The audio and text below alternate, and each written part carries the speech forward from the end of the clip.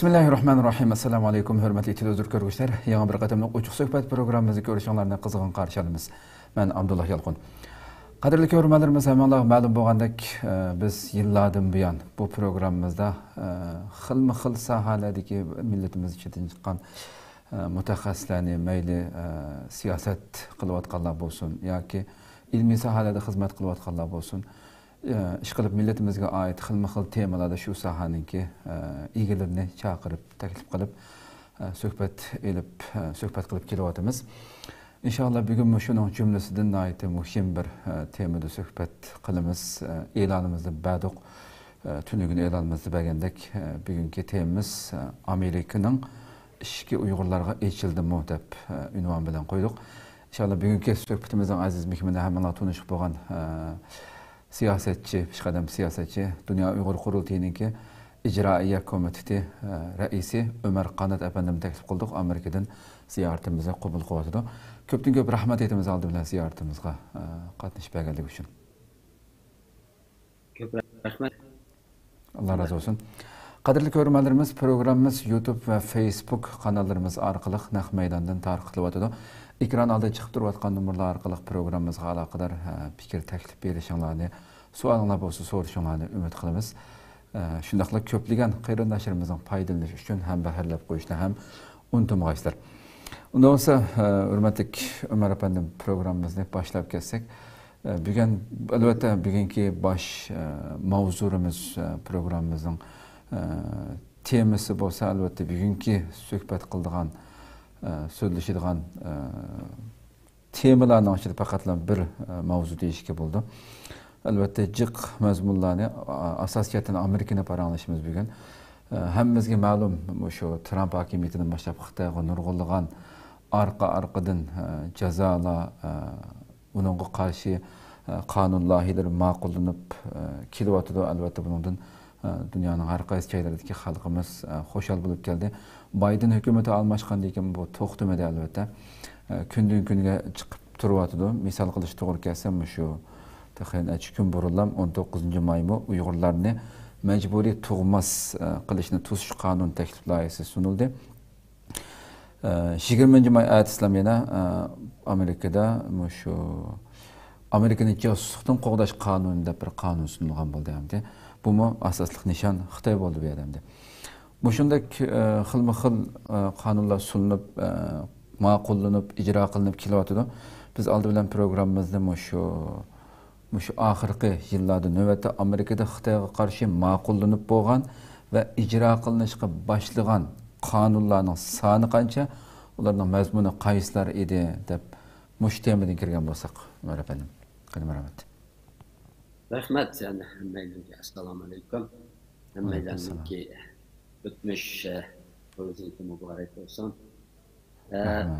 Hozircha hamda Amerikada qabul qilingan, qonunga aylangan bir qonun loyihasi bor. Bu bo'lsa o'tgan yili qabul qilingan Uyg'ur kishilik huquq qonun loyihasi. Ama neçiligen Uyg'urlarga munosabatli qonun loyihalari bor. Shularni men bir tafsiliy bir deb o'tay agar fursat bersangiz. Masalan, hozir Amerika Davlat Majlisida ko'rishilayotgan, sunilgan 5 Uyg'ur nimasi bor, qonun loyihasi bor. Uyg'urlarga bevosita munosabatli bo'lgan. Xo'sh. Bularningki birisi Uyg'ur majburiy emgakini cheklash qonun loyihasi. Hammalarning xabari bu qonun loyihasi nayda cho'ng bir ovoz bilan Amerika Davlat Majlisi Avam palatasidan o'tgan. Ondaki bu senatda Kengash palatasiga va yerda o'zgarishlar bo'lib, shuning bilan bu nimaninki Amerika Davlat Majlisininki qonuniy davri 16-davrdagi bu nimada kongressda bu sunilgan. Bu yil o'zgarganligi uchun bu qaytadan sunildi bu yil. Yilning başida birinci blok şu qonun loyihasi sunildi. Bu qonun loyihasi var. Yani Amerika Davlat Majlisida hozir hem Kengash palatasida hem Avam palatasida ko'rishilayotgan va buningki o'tib ketish nisbati yuqori bo'lgan bir qonun bu. Hozir esa Kengash palatasida masalan bununki 50 sponsor var. 50 senator bunu kullanırlar.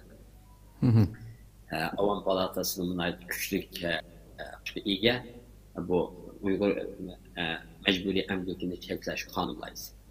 İkinci kanun layısı olsa Uygur kişilik hukukunu kovdaş kanun layısı.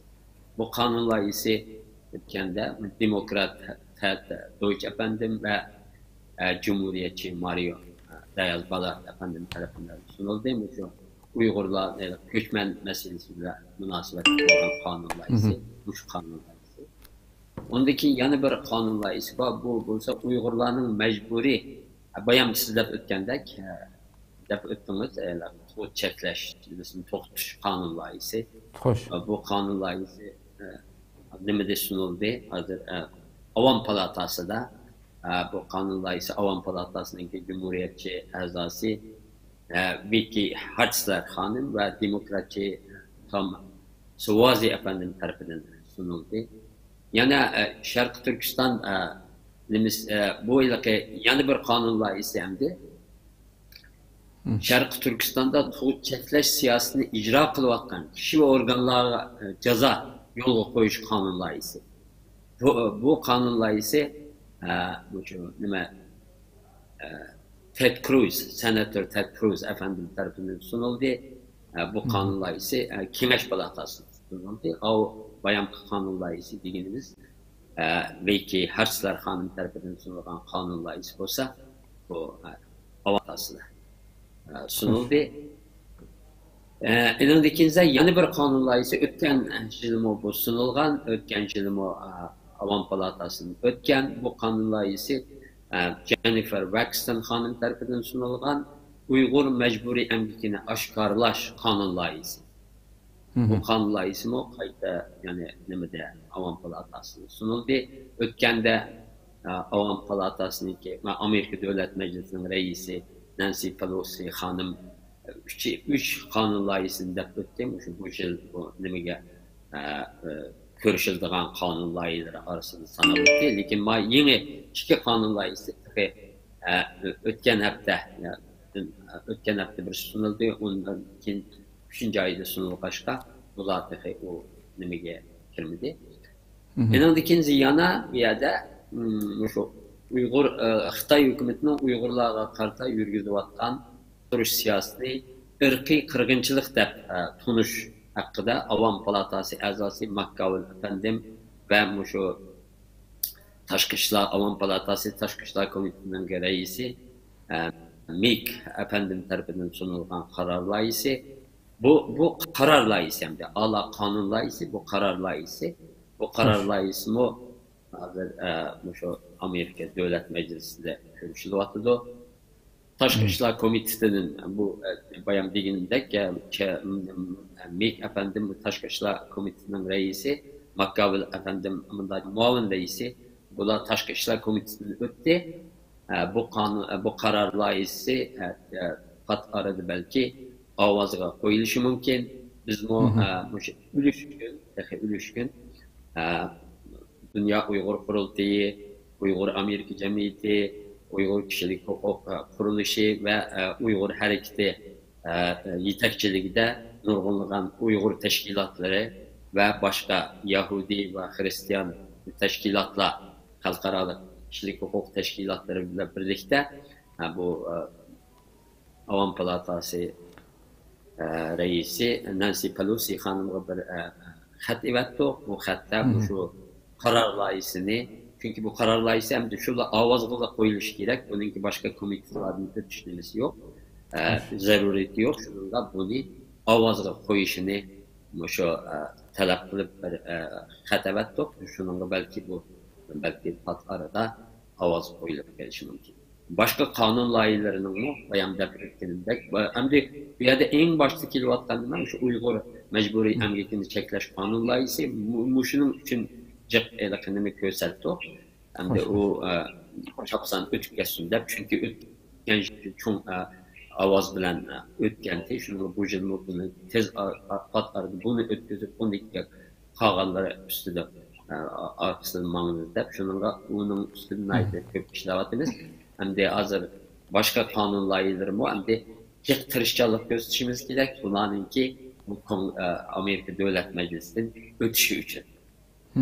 Endi bundan nima bo'lyapti desangiz, hozir Amerika masalan nimada, shu Kengash palatasida ko'rishilayotgan Xitoyga munosabat.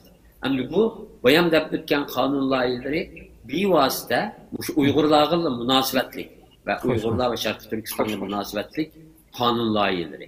Endi uning sirtida Xitoyga qaratilgan qonun loyihalari bor. Bunun içinde Uygur meselesi, Uygurlarga münasebetli meseleler yer alıyordu. Şunun kanunlardan biri bu stratejik rekabet kanun layihisi diyen bir kanun layihi. Bu 1169. Bu Kengaş Palatası da bu naiti çok bir kanun emdi. Xitay bilen münasebetli nurgunluğun meselelerini öz kişiye ağan Tibet olsun, Hong Kong olsun, Tayvan olsun, Uygurlar meselesi olsun. Bu Xitay bile Amerika münasebetlerinin nurgun muş ait meselelerini ülkeye ağan bir kanun layihisi. Bunu kanun layihisi. 300 betlik bir kanun layihisi. Bunu Şumer, Kengaş Palatası'nın reisi Şumer kanun layihisi mi de patavatı lazım. Çünkü ulanın neydi qollaşıga erişken şular tarafından sunulgan bir kanun layihisi. Bu kanun layihisi var. Onun sırtında yana bu Marco Rubio ve Merkley efendimden tarafından konuşturulgan Xitay'ninki Amerika'daki bazı hareketlerini, mesela şirketlerini, Amerika'daki şahslarını tehdit kılış hareketlerini tüzüş için prezidentin bu talep kılan bir kanun. Bu kanun layihisi nima talep kılmışsınız? Bununla ait bir mahsus bir hizmet grubu kurulup, Xitay'ninki muşu kılmışlarını Amerika'daki küzütüş ve bununla karşı tedbir ediş hakkındaki bir kanun layihisi. Bu kanun layihisi bu kanun layihisi bir vasıta Uygur meselesi bilen münasebet emas, ama Uygurlar meselesini öz içine aldı. Çünkü Amerika'da tehdit uçuravatkan Xitay'nın bir vasıta telefon kılıp Xitay'a işleşke, casuslıkka veya bu Xitay'daki meselelerini paş kılması için tehdit uçuravatkan nurgun Uygurlar var. Bir yerdeki tıkkallarını hatta görürge ilip bir yerdeki telefon kılıp Uygurlarını korkutuvatkan, tehdit silivatkan nurgun meseleler var. Muşlarını öz içine ağan, muşu meselelerini bir taraf kılış, muşu meselelerle alakalanış için bir alaydı bir hizmet grubu teşkilleşini nazarda tutkan bir kanun layihisi.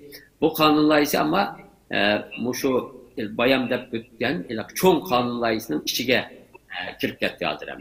Bunun içinde yer aldı. Ondaki yan Ted Cruz efendiminki sungan yani bir kanun layihisi var. Bu bozma köşmen ve vatandaşlık kanun layihisi atalgan bir kanun layihisi. Bunun da mu yani Xitay'ninki şu casusluk, faaliyet, teknoloji, uğurlaş meselelerini işine ağam. Bunun da mu Uygurlar meselesi tılga ilinidi.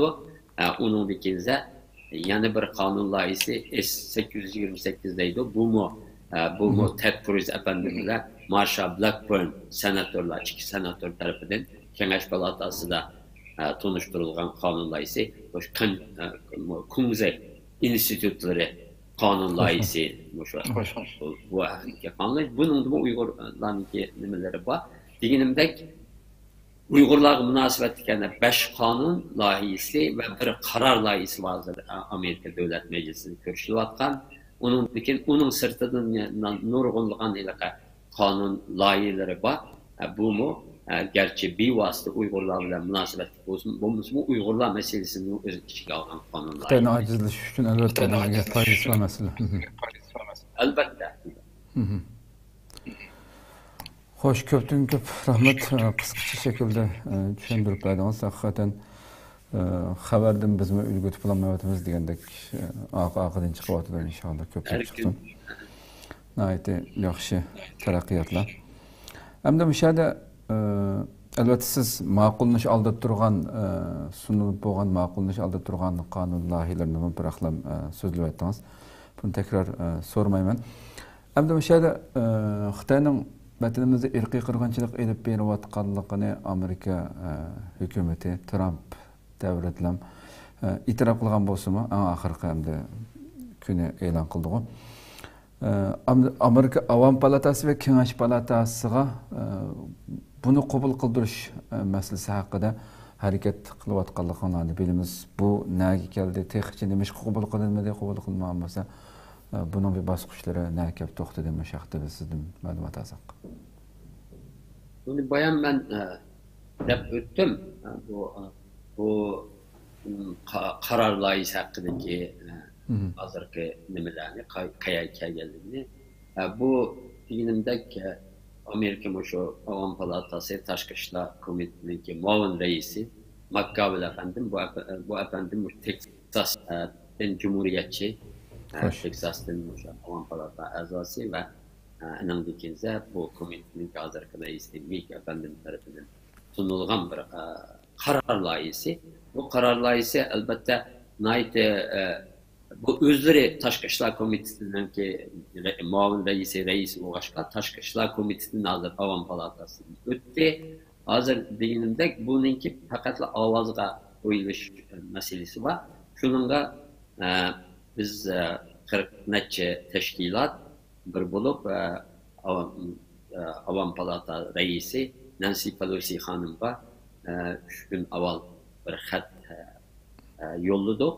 Şu karar layihasini tezden Amerika Devlet Meclisi'nde avazga qo'yish uchun. Bence yakında bu nima avazga qo'yilishi mumkin. Hamda hozir nayta oldirash ishlayacak albatta. O'zining programmasi va u nimaniki Avam Palatasınınki.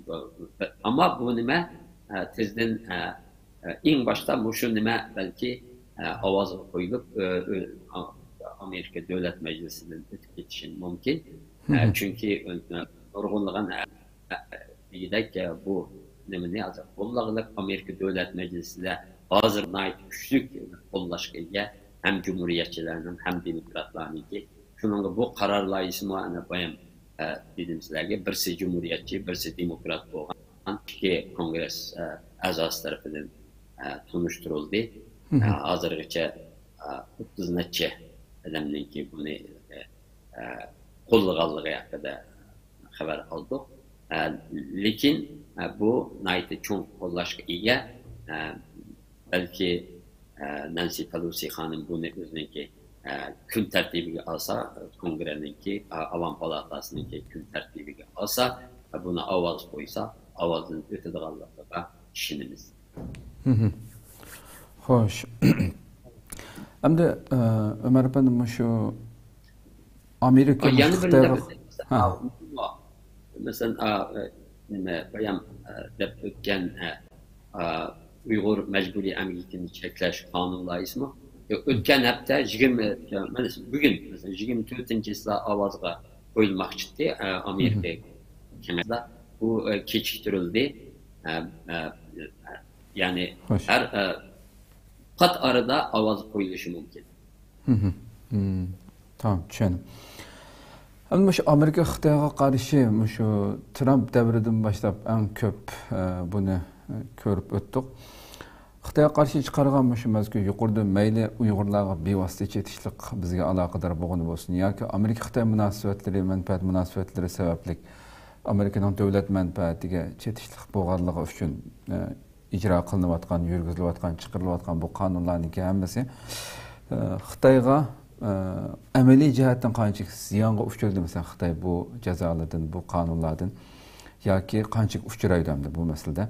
Mayli iqtisodiy jihatdan bo'lsin yoki yuz obro' jihatdan bo'lsin nimalarga uchraydi. Albatta biz o'zimizning masalasini qarab etsak, albatta buning ta'sirining bo'layotganligini Xitoyning put ko'rgan to'xidek tepishaklar qilmagan qiliqlarni uydurma hareketlerini elib berayotganligini shuni bir yo'qotish uchun özünün obrazını oňşaş üçin qymmagan, yalgan sähnelerni insanyň akly kemeýän şekilde orunlaşdyryp her xil tillarda takyp etdi.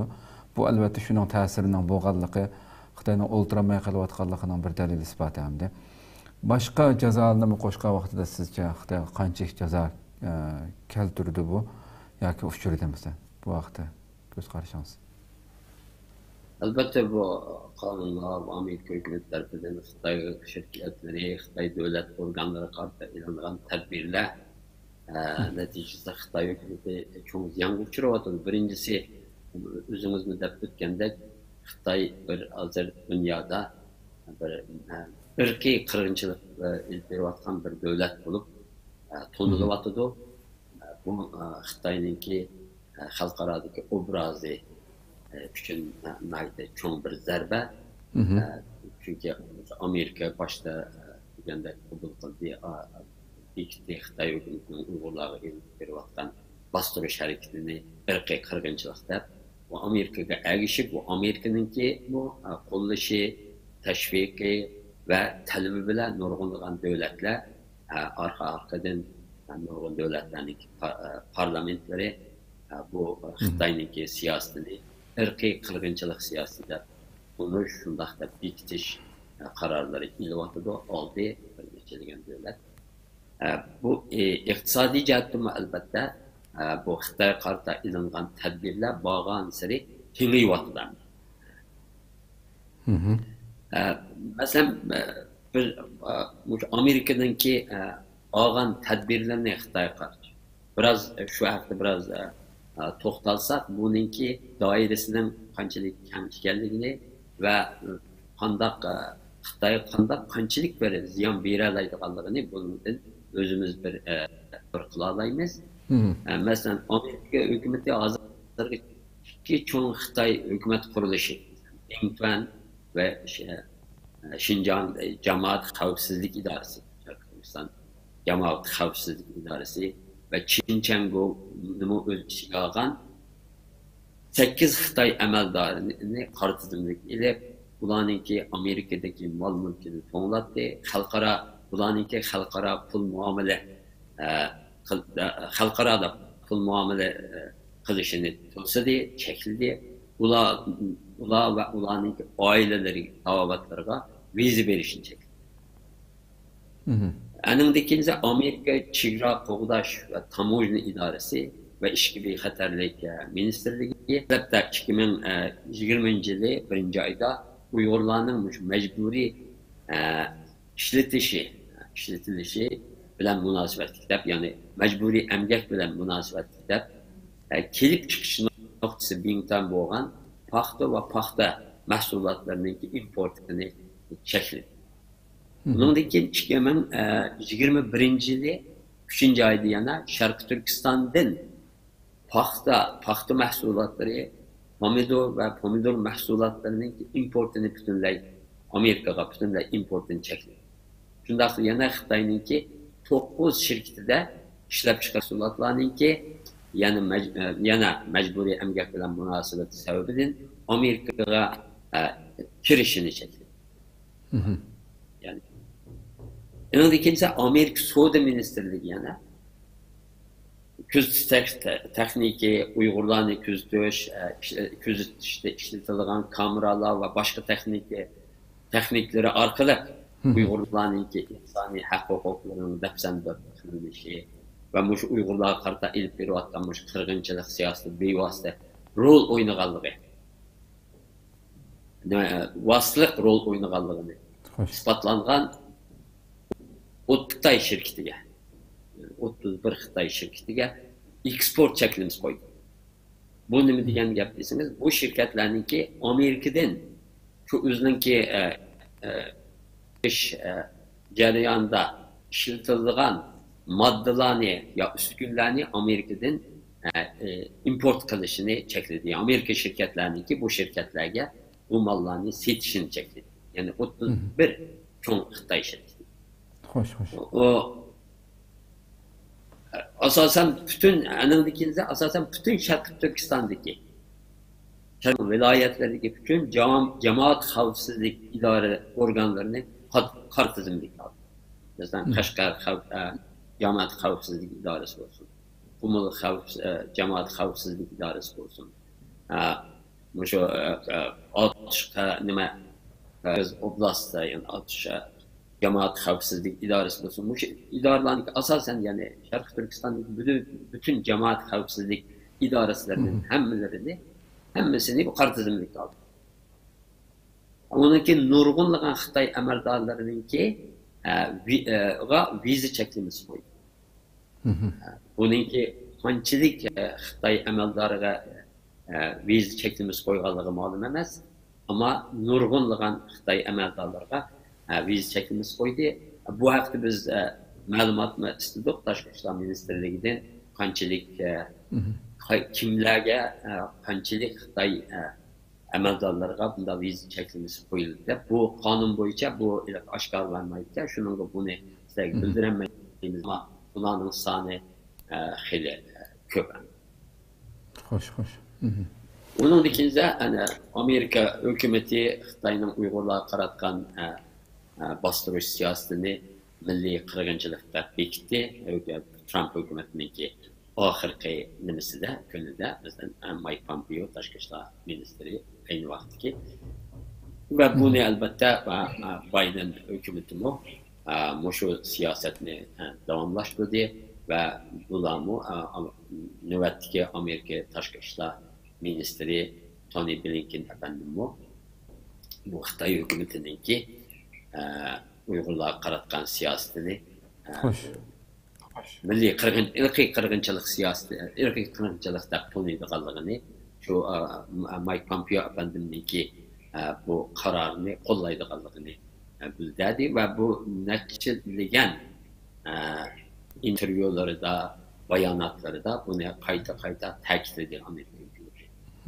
Shuningga ham buniki Xitoyga qanchalik ziyon berilganligi aşkar yani bayan deb o'tganda şirketlarning bu hamda borgan siri boshqa bu nima davrida yani aslida bu hozir masalan bayan sanab o'tgan nimalarni nima qilsangiz bir yerga hisoblasak hozirgacha Amerika 74 Xitoy amaldori davlat organi yo'lmasa shirkatiga cezalarını yoki cezalarını yol koygan bu cezalarınki 72'si Trump devrede bo'lgan.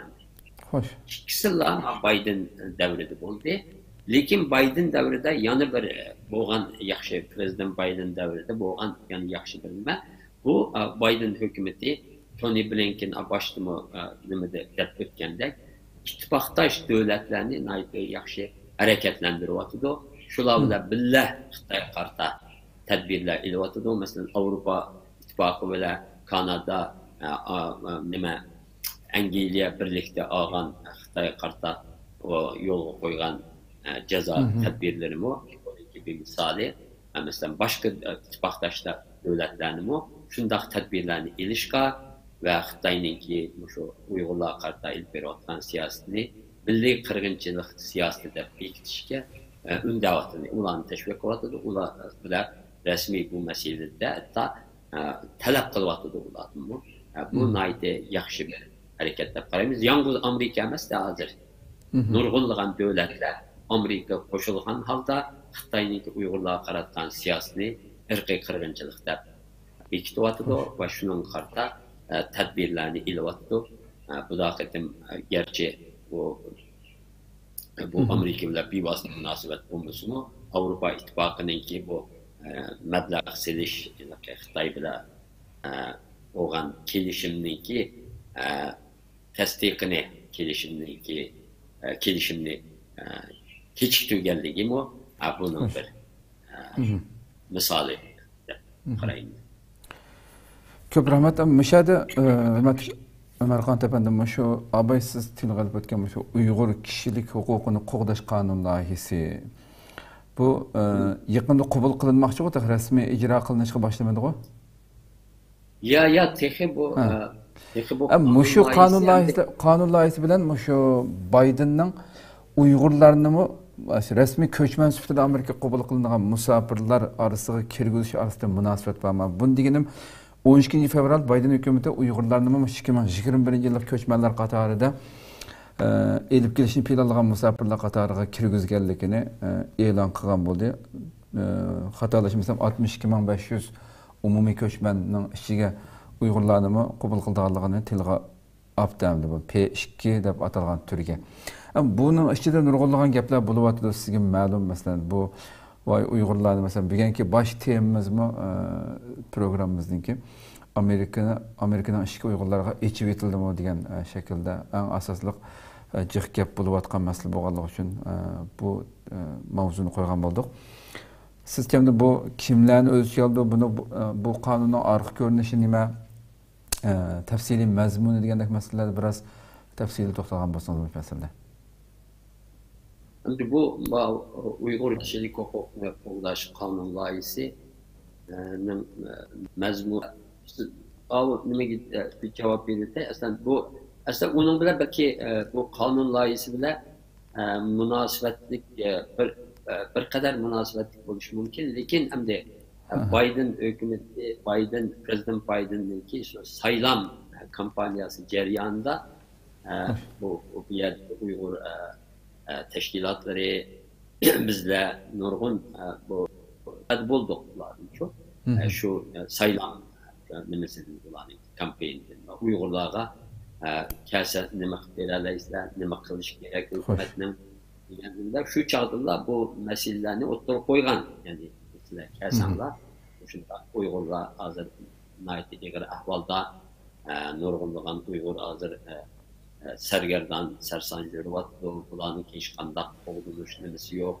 Hiç kandak devletinin təvəllüdü ötənmədi. Hatta bazda devletsiz hiç kandak devletinin vatandaşı bulmağan vatandaş nemesinin yoktu. Xitayning hiç kandak devletinin devletsiz ruvatlı boşunda.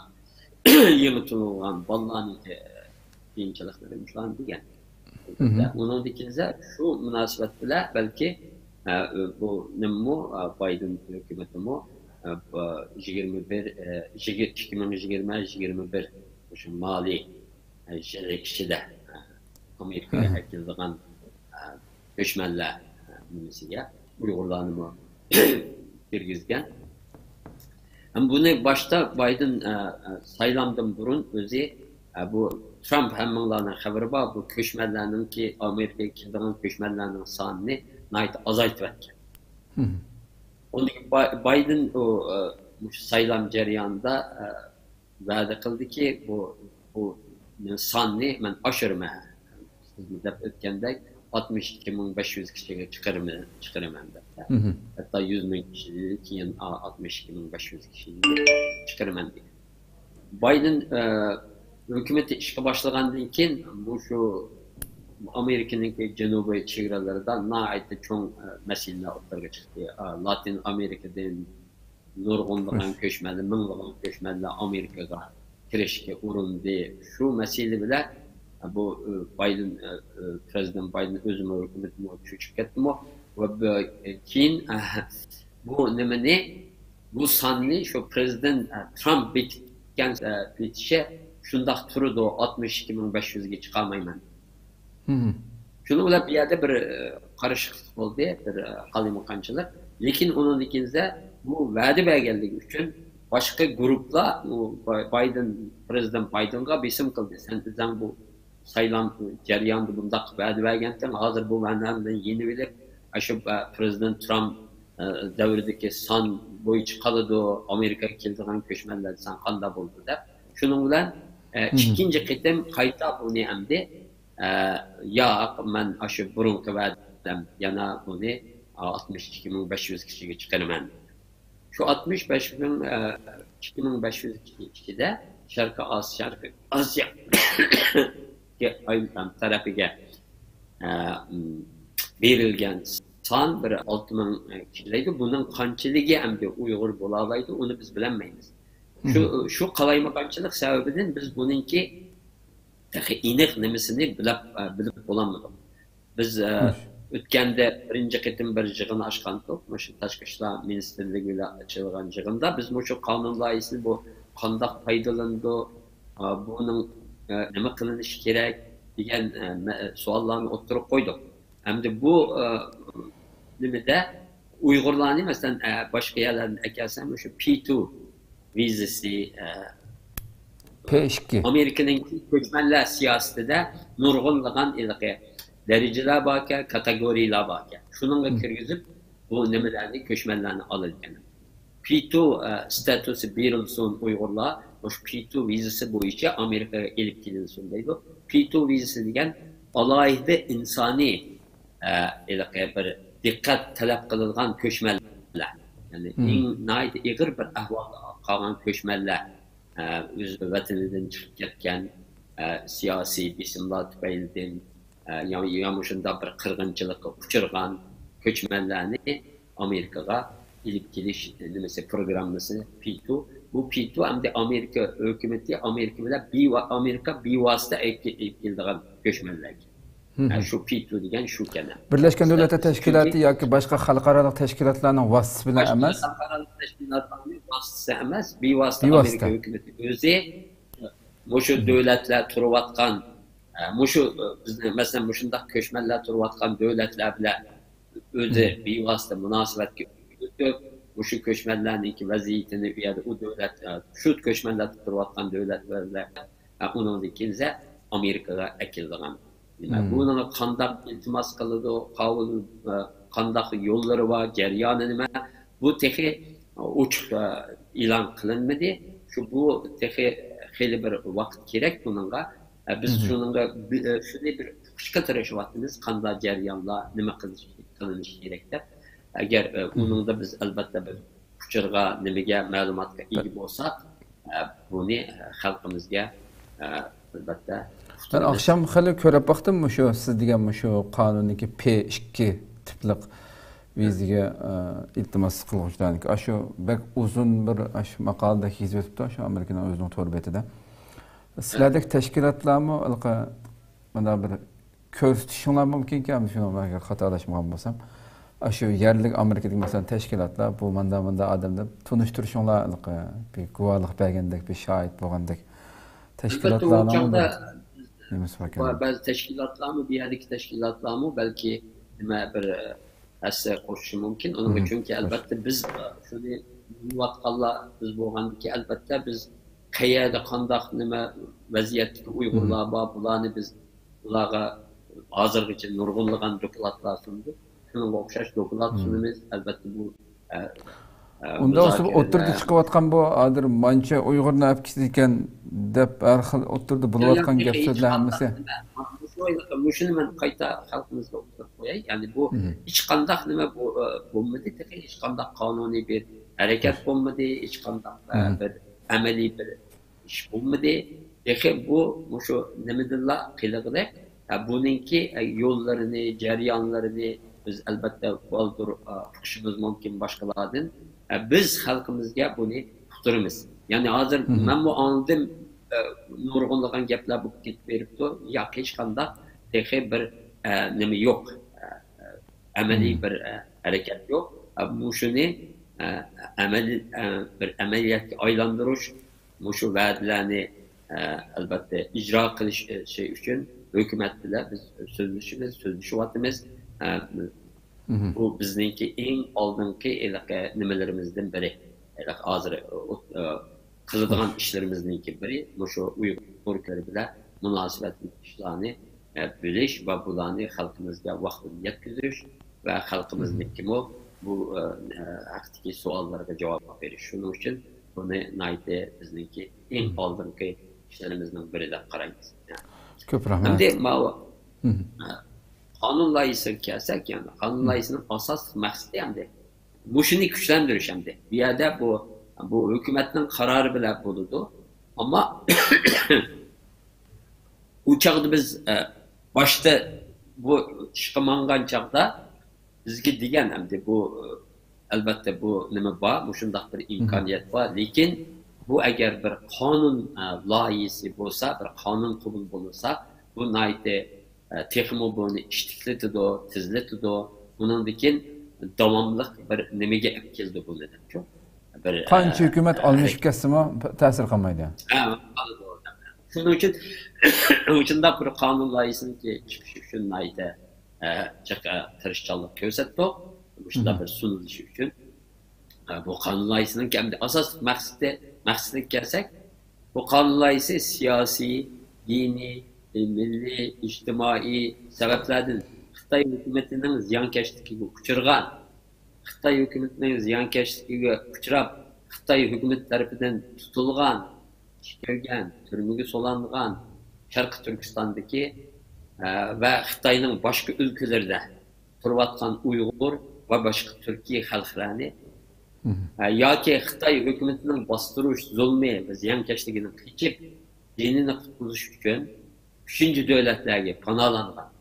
Lekin texi o devletlarda bir resmi o'ltiraqlashib bo'lmagan, Xitoy qaytirilish xavf va tahdidi ostida yashayotgan Uyg'ur va Sharqi Turkistonlik boshqa Turkiy xalqlarni o'z ichiga oladi. Mushular foydalanadi agar Mao qonun P2 bu ham Uyg'ur kishilik qonunni qo'llash kishilik huquqini qo'llash qonunlaysa qabul bo'lsin.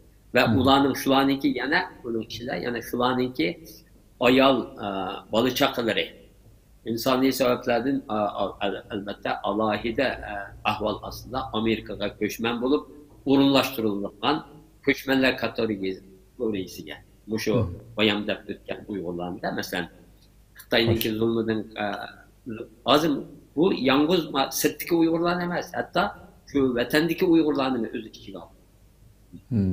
Vatanda aşağı Xitoyninki zulmga uchragan, ishkencasiga uchragan, ya Sharq Turkistonda turayotgan, ya shu sababdan Xitoyning boshqa o'lkalarga qochgan, bu yerda turayotgan, yoki Xitoydan qochib, uchinchi bir davlatga chiqib, bu yerda texi o'ltiraqlish bo'lmay turayotgan Uyg'urlarni va boshqa Turkiy xalqlarni o'z ichiga oladi. Demek ki eğer devletlerde resmi ultraxlış bulup ya ki bu dönemki garajdarlığa, vatandaşlığa ötken kişiler bu kanundan faydalanmaydı da bunda yer var. Uygurlarına P2 köçmen P2 vizesi bile Amerika'ya ilip gelişini oturup koydum kanun layısı. Bayam sizimizde ötkende hem de bu kanunun ki bu vizesi şu statüsü veriliş gerekteydi mandaki etkamda. Bütün şu Xitay'dan kaçkan Uygurlarga Xitay'dan kaçıp ya Şarkı Türkistan turvatkan ya Şarkı Türkistan'dan kaçıp Xitay ülkelerine turvatkan ya Xitay'dan sırtıga çıkıp üçüncü bir devlette turvatkan hazırgacha o devletlerninki vatandaşlığı, garajdarlığı ötmegen Uygurlarını Amerika'ya ilk gelişini öz içine aldı.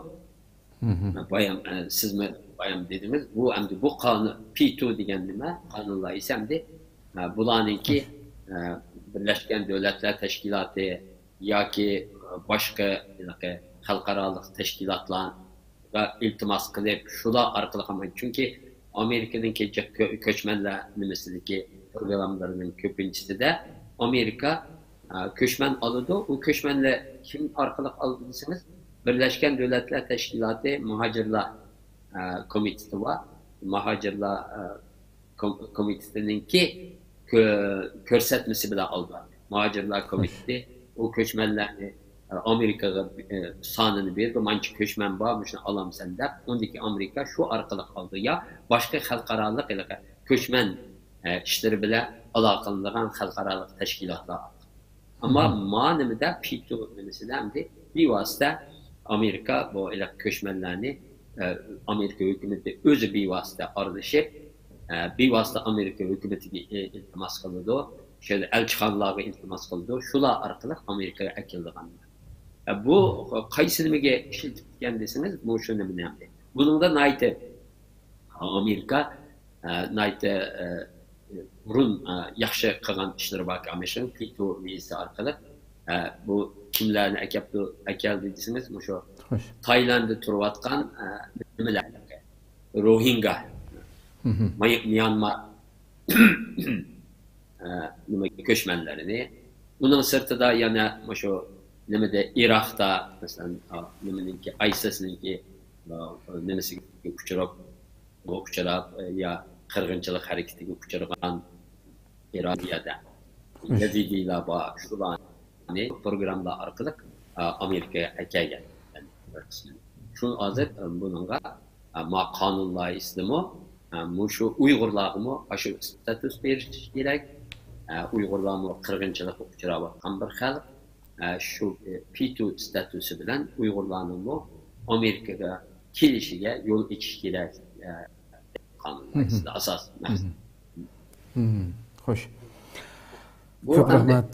Yani bir nima deb qo'y, bunda bu qonundan asosan bayam deb o'tgandek Uyg'urlar va Sharqi Turkiston aholisining bo'lgan boshqa turkiy xalqlar bahramand bo'la oladi. Ya'ni shuningdek bular bir cheklim bor bu yerda. U nima deysimiz? Bular 2009-yili yoki 2009-yildan keyin Sharqi Turkistondan chiqib ketgan 3-bir davlatga panohlangan Uyg'urlar bo'lishi. Ha. 2009-yildan yani keyin.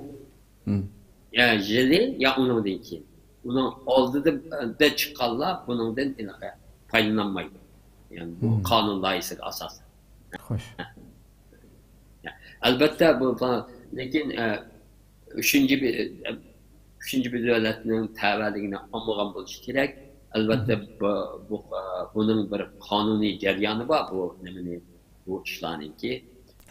Musafirlarning kimligi, albatta ularningki orqa ko'rinishi bu tekshirildi. Bu bir jarayon ketadi bunga. Taqqiqli vizani besiblar Amerikaga manglaydigan gap yo'q. Albatta iltimos qilgan odamningki kimligi, uning nimalarga uchraganligi, orqa ko'rinishi buni ciddi tekshirishdan o'tgandan keyin bularni Amerikaga akiladi. Ama bayam deganimdek bu bir qonun loyihasi Amerika Davlat Majlisiga sunildi, Avam Palatasida. Bu Avam Palatasida bu bo'lgan sari buni qo'llagan kongressmenlarniki a'zolarniki soni ko'payyotidi. Biz endi tirishchanlik ko'rsatib, buningga yo'l menib bu qonun loyihasini boshqa qo'llagan kongressmenlarni oshirishimiz kerak. Shundan keyin bir yetgan chog'da bu uningda munosabatli komitetlar tarafidan ko'rishiladi. Uningda oxirgi nimasiga bosqichga kelganda ovoz qo'yilib bu o'tishi mumkin. Texi bu qonun loyiha bu qonun loyihasi bu Amerika Davlat Majlisidan texi amdi birinci qadamlarını besyotidi. Bu texi o'tgani yo'q. O'tgandan keyin prezidentga ivatiladi. Prezident buni qo'l qo'ygan chog'da andiki qonunga aylanadi. Shu jarayon xeyli bir vaqt ketishi mumkin buningga. Shuningdek xalqimiz ichida bir xato bir tushuncha bo'lmasin. Voy qonun chiqibdi degan gaplar bu ketibdi. Qonun chiqmadi dedi. Bir loyiha, qonun loyihasi sunildi. Bu ko'rishilib şu bosqichlardan o'tib qonunga aylangan chog'da undan keyin bundan bizning xalqimiz foydalanadi. Xo'sh. Ko'p rahmat aytdi tafsiliy aytib berdingiz. Hamda shu 6-may Amerika Davlat Majlisi Tashqi ishlar komitetida bu yillik tunji guvohlik berish yig'ini o'tkazildi va buningga Tursunay Ziyovuddin xodim qatnashdi. Aslida siz shu kuni bizning bu suhbatga qatnashmoqchi edingiz. Shu yig'in sababli qatnashamadingiz shu kuni. Shu yig'inning tafsiloti haqida sizdan bir qancha og'iz gap olmasak. Bu yig'in Amerika Davlat Majlisi Xitoy ishlari komiteti va CECC deydi.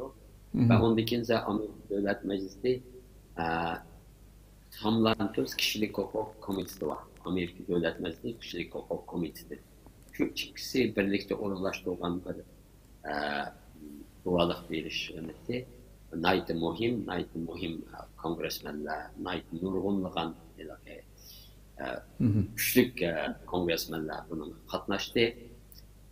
Bu yığın yana bir alaylığı, yani bu şu işte Amerika Devlet Meclisi'nde Uygurlar hakkında açılan tunci guvalık veriş hürmeti. Bu yığın asasen bu şu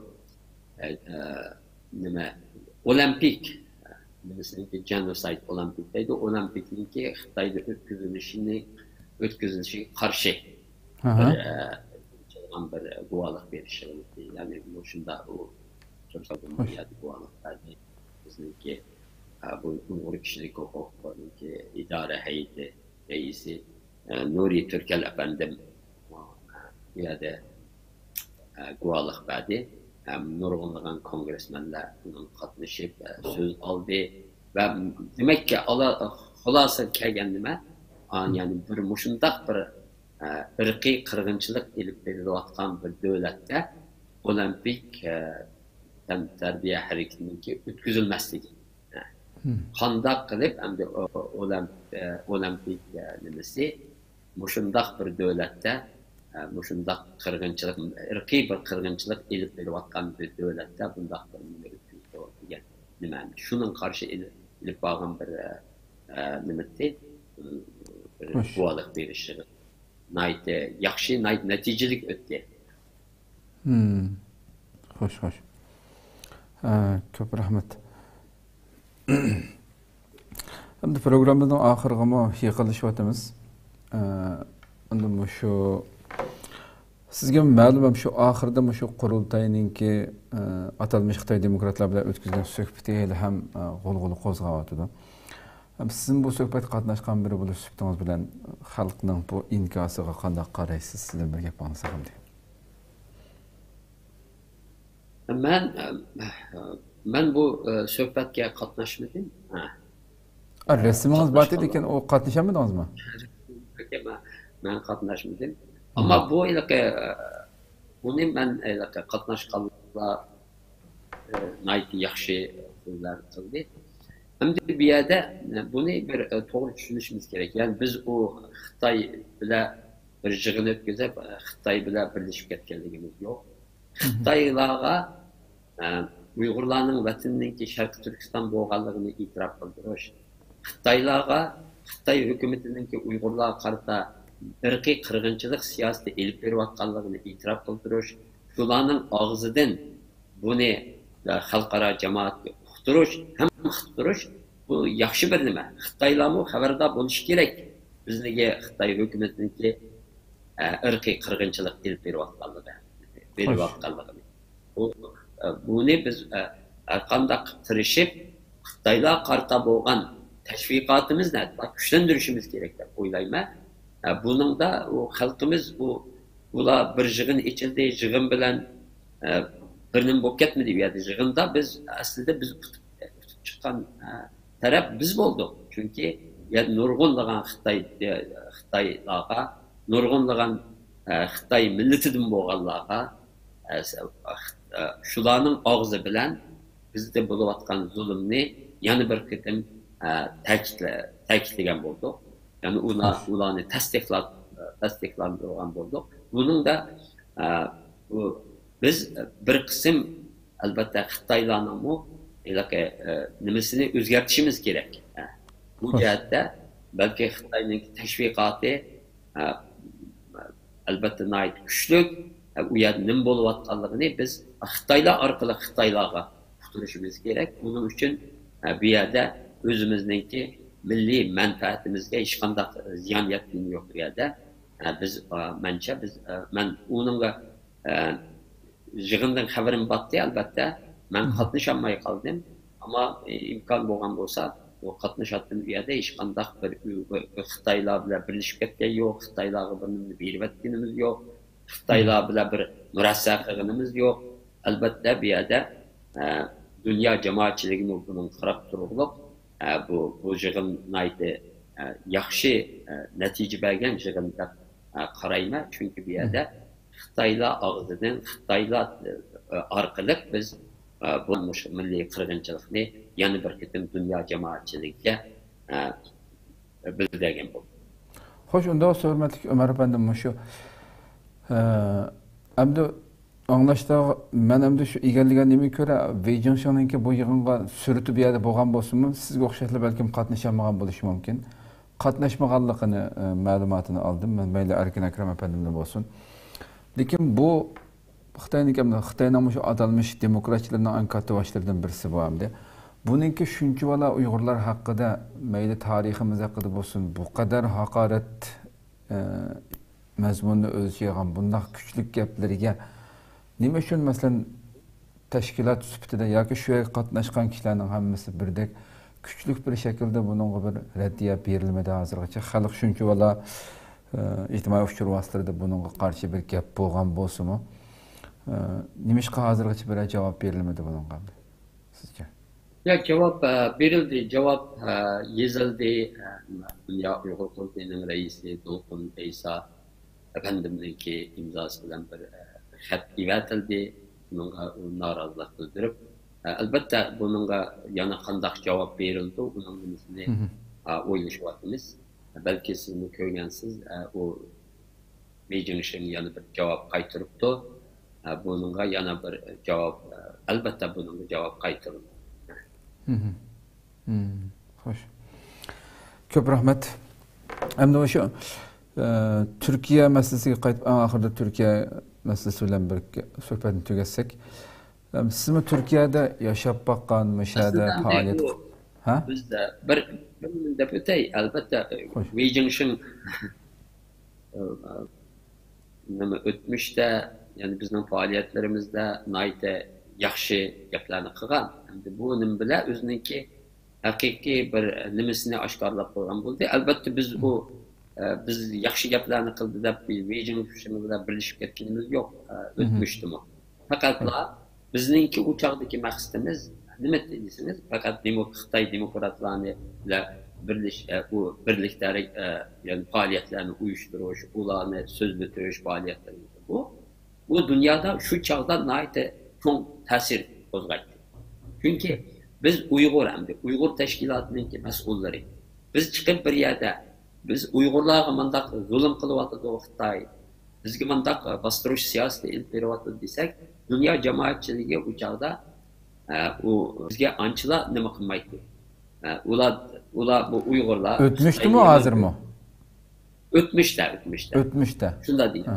Ama bu ne oldu dediyseniz hem de o çağlarda ularla nayeti yakın ne kıldık çünkü ularını eğer bir sözlerken çağımızda nurgun yaxşı tesiri buladı. Çünkü Xitayla özü bu şu Beijing'in nurgunluğun nimeler katnaşkan bir yerde bu şu Uygurlarga bolgan zulümni Uygurlarning katta mustaqillik özünün mustaqil devleti buluş kerakligini Beijing'in netçiletim öz ağzı bilan onu degan. Qayriganda alçan bo'lish kerak bu qayri.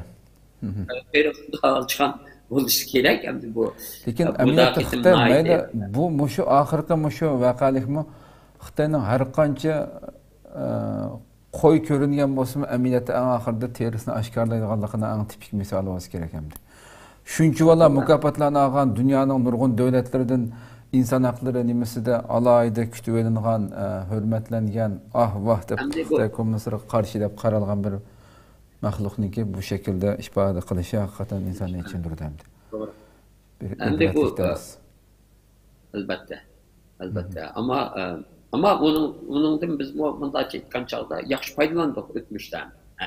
O'zimizniki tashviqotni qilish, o'zimizning maqsadimiz. Ömer efendim, mishada so'zingizni bir nima qilsam, o'tmishda deganingizdek biz ehtiyojliqdik dedingiz. Bugun Sharq Turkiston da'vosi shunchalar kuchaygan, dunyoning har qanday yerda Uyg'ur gap qilsa quloq soladigan nurg'un davlatlar orqadan bizningki irqiy qirg'inchilik bo'layotganligini Xitoyning e'tirof qilgan biz da'vo kuchlangan bir paytda amaliyotda biz ularga ehtiyojimiz yo'q bugun. Dunyo bizga ishonadi, amaliyot isbotlar shunchalar kurmang tursa nima ish ular bilan birlashishga muhtoj bo'lib qoldik. Yo'q, birlashishimiz yo'q. Bu yer bilan bir yig'in ichish birlashib ketganlik emas. Xo'sh. Buni biz davomli shunday qilishimiz kerak. Biz hozir mana bir nimada xalqimiz yaxshi bilishi kerak. Endi biz endi dunyoga chiqib deyolmaymiz biz. Biz albatta maqsadimiz, g'oyamiz o çok. Lekin biz o dunyoga bu bütün Xitoylarni biz hiçbir Xitoy bilan gaplashmaymiz, demaymiz. Xo'sh, xo'sh. Bu çağda bu dünya bizni sizlarmi başkayamızda bir tushunchalar bormi deydi. Biz unda deb qaramasligimiz kerak bu masalaga. Bu masalaga bir siyosiy bir taktika, siyosiy bir harakat, siyosiy bir nima deb qarashimiz kerak. Çünkü bu yerda bu hamda chiqib biz bu faqat bular bilan albatta bir yerde gaplashmaymiz, bir yig'inga qatnashmaymiz, birga yig'in ochmaymiz degan nima bo'lmaydi. Ammo birga yig'ini ich bular bilan birlashib ketish, yo milliy manfaatlarimizdan taviz berish, yo milliy manfaatlarimizdan voz kechish nimasi emas. Milliy manfaatlarimizni texmo chingaytish, kuchlantirish, milliy manfaatlarimizni texmo ega chiqish uchun bular bilan undaq yig'inlarni içişinki zihni yok değil mi? Xo'sh. Bu bir yig'in, bu yig'inda hammalar ko'rdinglar, deyilgan gaplarni anglasanlar bo'ladi. Bu yerda Xitoylar bilan birga o'ltirib qolibdi deblar, hujum qilishninki nimasi yo'q. Bu yerda nima deyildi? Bu yerda qanchalik bu Xitoylar Xitoy hukumatini aybladi. Uyg'urlarninki nimasiga qanchalik istaşlık dedi, sözlü değil. Bular ne? Yaxşı bir tanışıp anlaş gerek bir yerde. Hem de o elbette bu... Doğru sen de mühim yerim şu. Hemmisi elbette bularınki buları neme karançada ihtiyatlı neme hareket kılımız. Biz mi bunu oylap hareket kılımız. Hiç kaçan bir üye gelgen çağda milli menfaatlerimizni hazır bizni tanqid qilayotgan adamlarchilik bilmaydigan nima emas biza. Albatta. Milliy manfaatni. O'tgan qatim programmada siz qatnashamagan programmada Erkin Akram efendimdan so'radim, shu masalani ayt yaxshi javob berdi. Ham xalqimizning shu bo'layotgan o'tirib bo'layotgan paranglar amaliyotda shu quloqdan anglagan yoki bir qancha shu Bejonsun Xitoyninki deymiz qanday axloqsiz yozmalar sababli biraz o'tir qizigan bo'ldi. Lekin 3 soatlik suhbatdagi nima men Facebookda hambarlab qo'ydim bo'lmasa. Buni bir oldi bilan bu yig'inni tafsiliy bir ko'rib chiqib, andan keyin mushnunga mush yig'indagi mazmun qarta bir inkos yozgan bo'lsanglar deb qo'yib qo'ydim. Ko'rib tafsiliy deganingizdek uni ko'rmay, anglamay turib, faqatlam sirtga rasmlarga qarablam qilishninki hojati yo'q. Uni mazmunni tushunish kerak, anglash kerak, nima deyildi, bizning qaysi manfaatimiz bu yerdagi ziyon berildi bu yig'in jarayonida. Shularni bir yaxshi anglasa, insonlar unga to'g'ri javob va to'g'ri baho bera oladi deb o'ylayman. To'g'ri.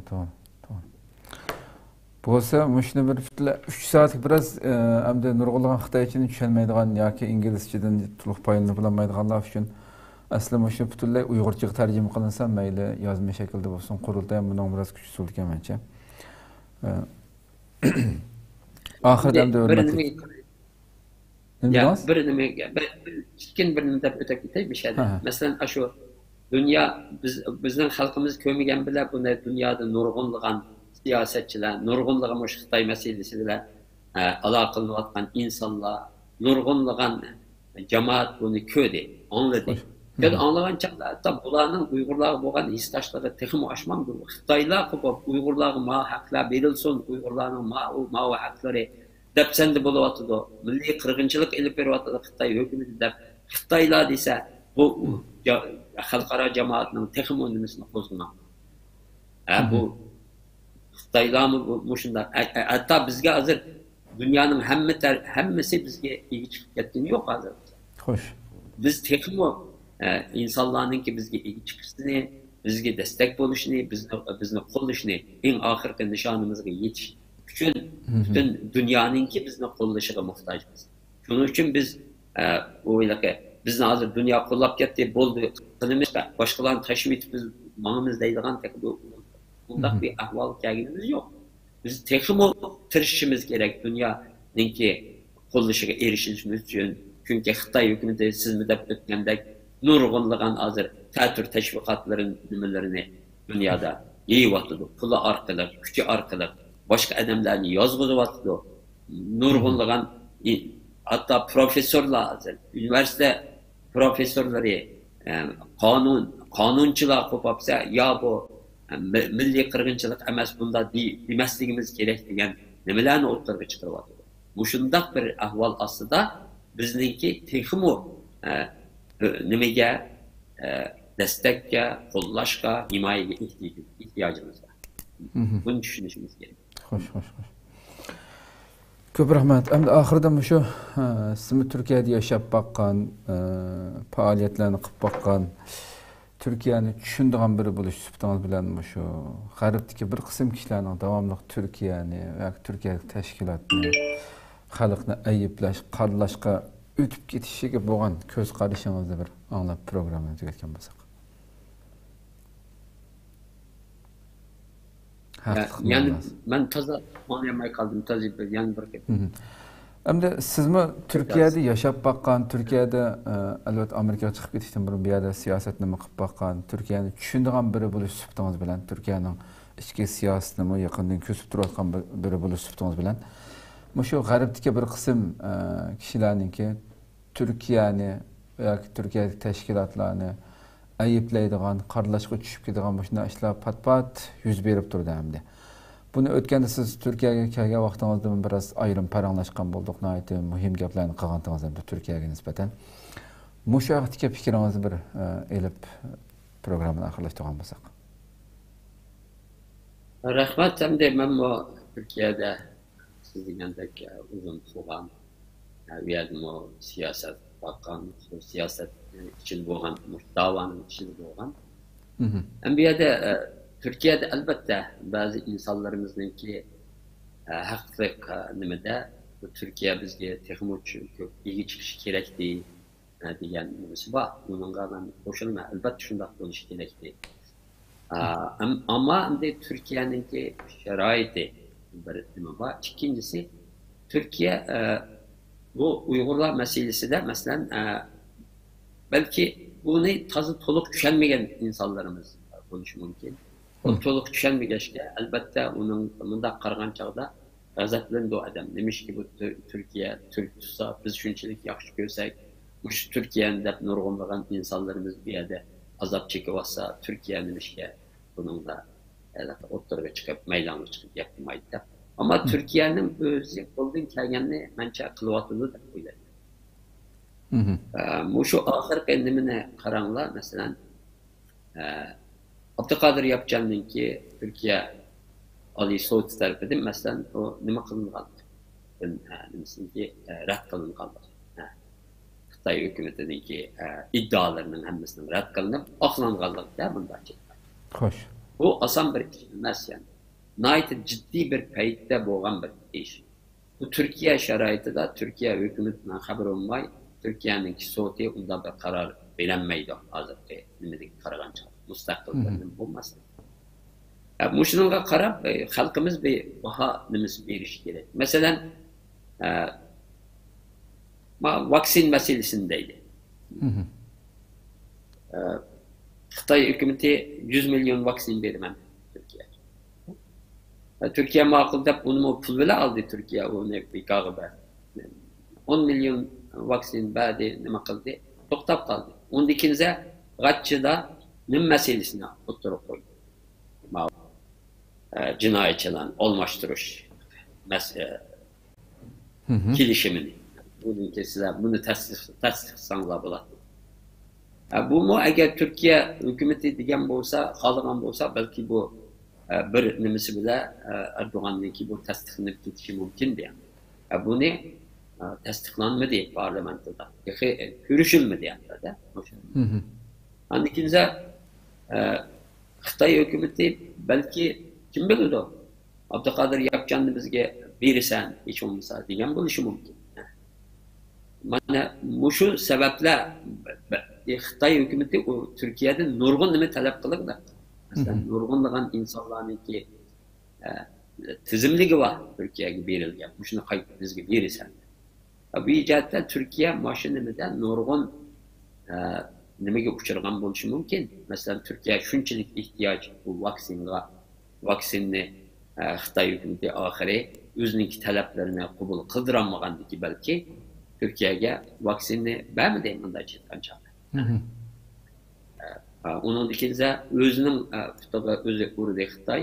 Çünkü o nimaga qilgan hujumi İYİ Parti'ninki reisi, onun ikinci Ankara şehir başlığı qilgan hujumi albatta Türkiye'de naiti bir nima qo'zg'adi, inikas qo'zg'adi, xalqning g'azabini keldi. Shundan bilan bu nima texmo ilaqi bir nimaga kirdi. Yani Türkiye'ninki biraz texmo bir kritik bir vaziyet geldi bulan. Şununla ben deyim bir yerde turvatkan insanlarımız var. Belki bu insanlarımızdaki nurgunları mesela başka yerlerde gerçi muşunda Uygurlarını yötkeş ya köçmen bulup kiliş nimesiga kanunları çıksın o şunda kararla asımı devletler belki üyedeki nurgun insanlarımız özününki ak görünüşü başka devletler gibi verip üyelerde bazı faaliyetlerde buluşu faaliyetler kadın belki bula üyelerge yetip kilenmezliği mümkün. Nurgun tiyatrının. Şununla bu Türkiye bizim için naiti muhim. Türkiye'de naiti belki başka devletlerge baranmaydıgan Uygurlarla buluşu mümkün. Ya turvatkan. Şununla bu Türkiye bizim için naiti muhim. Türkiye'de bu nimaga hücum qilish, Türkiye'ye hücum qilish, Türkiye'ninki prezidentiga hücum qilish, bu nima qilish, bevosita bu to'g'ri bir nima emas. Chunki shu bizni qo'llayotganlarning chiqi bu shu prezidentga ovoz bergan insonlar agar bundaq o'ylasak. Biz agar u nimaga hücum qilsak, ularning nimasini qo'zg'ab qo'yish mumkin. Biz bu xalqninki Türkiye'deki qo'llashini qat'iy qo'ldan bermasligimiz kerak. Shuning uchun bu nimada naiti ehtiyotli bo'lishimiz kerak. Türkiye'ni nima qildigan yerda mening kelmam balki Uyg'urlar bevosita Türkiye'ga nima qilishninki foydasi yo'q. Bu yerdagi siyosatni o'zgartirmaydi. Bunun o'rniga Türkiye'deki başka teşkilatlarga, başka partiyalarga agar shikoyatlari bo'lsa, şu partiyalarning og'zidan bu shikoyatlari keltirilsa, o'tirib qo'yilsa, texmo foydali bo'ladi deb o'ylayman. Tushundim. Lekin bevosita o'zi bunga nima qilmay, boshqa bizni qo'llayotgan o'qitish partiyalar va tashkilotlar va shular orqali o'ziniki maqsadini yetkazishmi eng to'g'ri yo'l deyman. Uyg'urlar chiqib hukumatga hujum qilib, hukumatni ayblab nima qilishning o'rniga andaq bir yo'l tutsa, yaxshi foydali natija beradi deb qarayman. Chunki bir nimani bizning yo'llar chiqib deysiz, u yerda o'zgarmaydi bundan. Onun ikinci o Türkiye'nin biz her nimani talab qilgan chog'imizda albatta shu nima qilalamdi, qilanmamdi, shularni yaxshi o'ylashimiz kerak. U qilanmaydigan zo'rlar verishning hojati yo'q. Albatta Türkiye texmo cesaretli bir nimada bu meselede çıkış gerek. Başka yerlerge çıkandak aslında tutmaganlığı için Uygurlar bunun albatta naite gazabında naite narazi. Mesela bizge Palestin'e ilgi çıkandak bizge Rohingyalara ilgi çıkandak bizge ilgi çıkmaysan deydi. Lakin belki perde arkada nurgun ilatın buluvattan buluşu mümkün değil mi? Hoş. Köp rahmat, Allah razı olsun. Söhbetimiz ahırlaştırsak vaktimizi biraz aşırı ettik. Evet, güzel iç paydan təmin məsələlərini. Rahmet sizə ziyaretimizi qəbul qılıb bu məlumatını bəgəliyiniz üçün köp rahmet etimiz. Ben rahmet edeyim. Köp rahmet sizə. Rahmet, Allah razı olsun. Qadirli görürmenlerimiz, şuna qılıb bugünkü Uçuq Söhbət programımız müşahidə ahırlaşdı. Qo'limizdan kelgancha, vaqtimizning yetganicha asosliq Amerika ustida to'xtalishga tirishdik inshaalloh. Oldimizdagi suhbatda boshqa bir temada ko'rishguncha omon bo'linglar. Assalomu alaykum va rahmatullohi taala va barakatuh.